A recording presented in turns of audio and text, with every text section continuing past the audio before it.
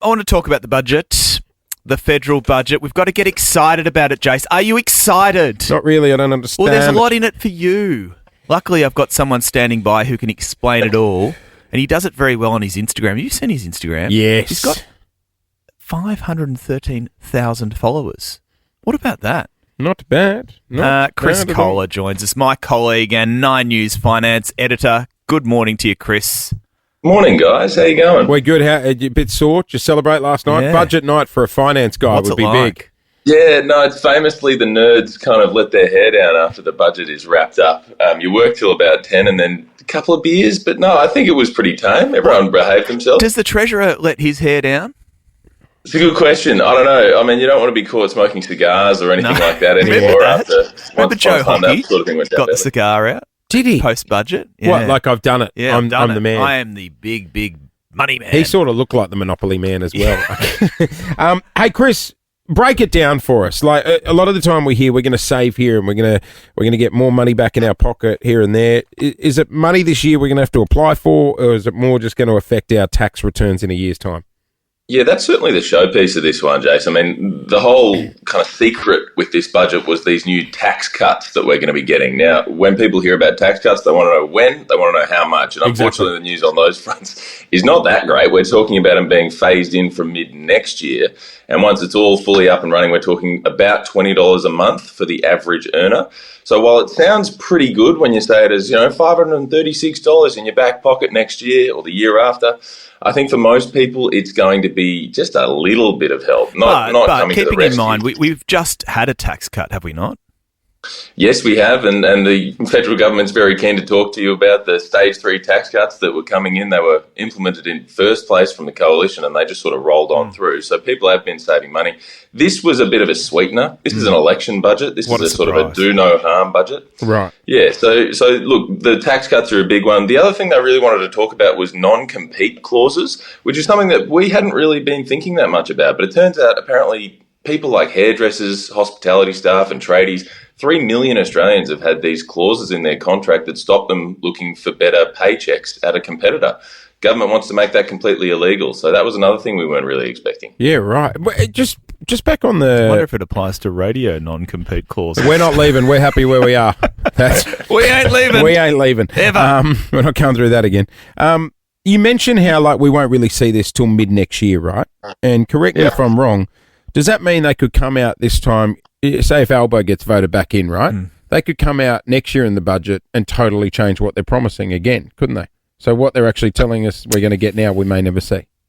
Look, they will stick by this. The coalition, on the other hand, says that they're not going to do this tax cut. So it's very much a vote for us and you get, Because they get a reply. They get a budget reply, don't they?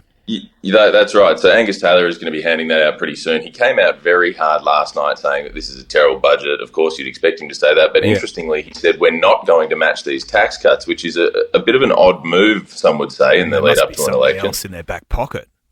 You would think so. We haven't heard any detail on that, but he says that this is not enough. The big thing for the federal government is that they don't want to get in the way of interest rate cuts. We've got potentially up to 3 more rate cuts coming before the end of the year. I mean, that could be worth $270 a month. The last thing the government wants to do is spark inflation and kick the whole thing off again. Hey, Chris, what about power bills? Yep, there's going to be some energy rebates. They're going to roll that out further. That means another $150 off your power bill this year, and they're going to keep that rolling. That's going to be helpful for households and small businesses. So certainly that's a big part of it. Bulk billing incentives was another one that's being boosted, so more free trips to the doctor. Oh, yeah, but trying to find cheaper. Sorry to cut you off, but trying to find a doctor at bulk bills, though, that's the challenge. Well, that's the thing. So they're trying to broaden this so that more doctors will be incentivized to do it. The problem is you can't find anyone who bulk bills. Yeah, that's the thing that the government's trying to address.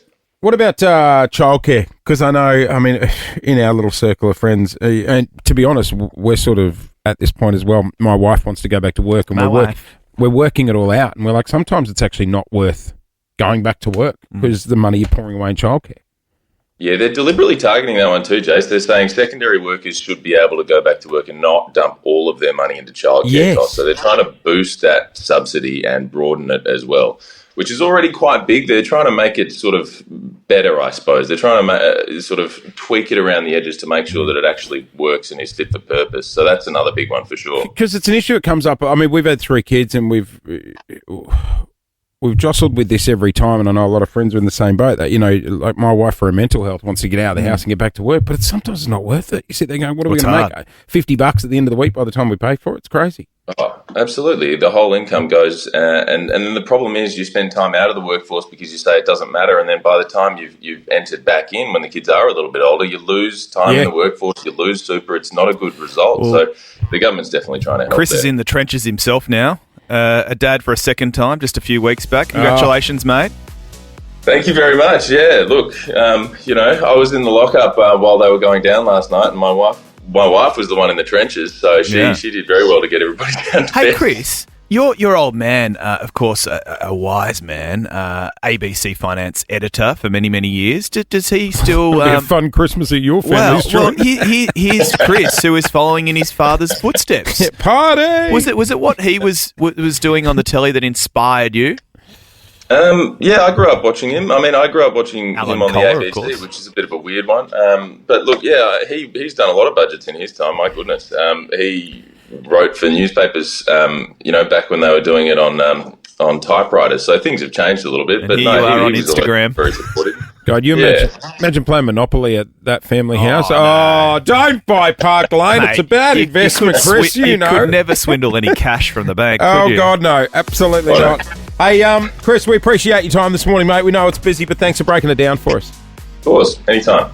Chris Koehler News on Instagram. Hit him up. Yeah. He's very popular. He is very popular. A lot of mums in the burbs trying to save a bit of coin online, let me tell you. It's gonna be a good day. Jason Lauren. Wake up feeling good. On Nova 100. Jason Lauren. Follow them on socials.